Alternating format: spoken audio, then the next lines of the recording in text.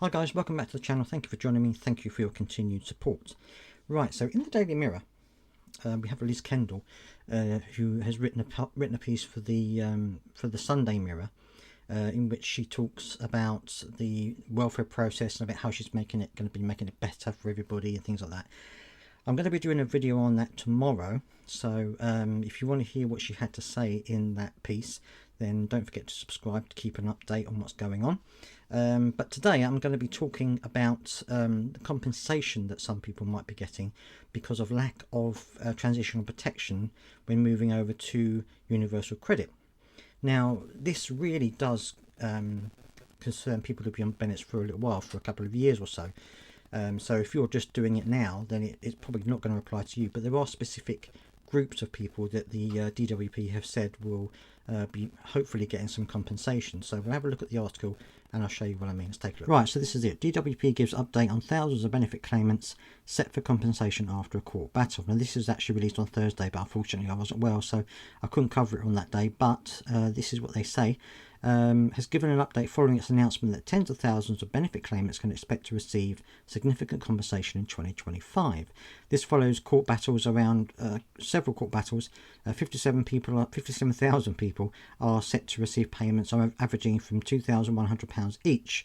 The DWP previously said it was hoping to complete this scheme for all people by August this year. However, Neil Cooling, the department's senior responsible owner for Universal Credit, has now given an update on when exactly different groups can expect their compensation.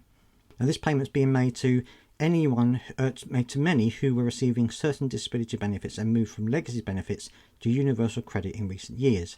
These claimants were found to have lost severe disability premiums, or SDP, in the move, and the DWP not doing enough to ensure their incomes were protected. So it goes on to say, because the courts decided that the transitional protection we were providing was not large enough, it needed to cover other elements. The senior civil servant outlined three groups of people who can expect a payment. People due an additional amount of transitional SDP element from 2020 onwards and who continue to receive universal credit. People due an additional amount for the period between 2018 and 2020 and who continue to receive universal credit. People due an additional amount relating from 2018 onwards who are no longer receiving universal credit. Giving an update later in the month, he said the first group of people, around 35,000, can expect their payments by August 25, with 4,110 already paid. This is because they are easiest to handle, says Mr. Cooling, as payments can be made automatically using the digital system.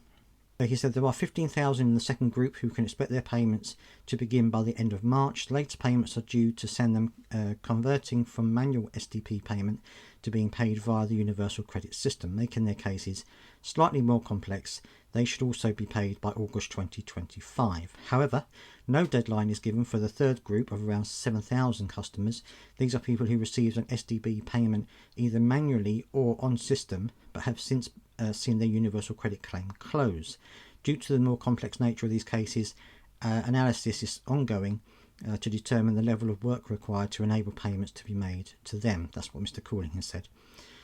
So this is obviously the situation as it goes at the moment. I will give you the link to this article so you can read the whole thing yourself, but that's the bare bones of it. That those are the groups that should be getting compensation and roughly when that compensation is going to be hitting your bank accounts. So if you are one of those people, take a look at it. If you're not sure if you're one of those people, then do seek advice from the Citizens Advice Bureau or places like that, or charities that help disabled people or the long-term sick. They will very often help you with things regarding DWP as well. So keep an eye on that, and we'll see how it goes. And of course, if anything changes, I will of course keep you updated. So that's it from now. Thank you for joining me. I hope that you are all well, and I will see you next time.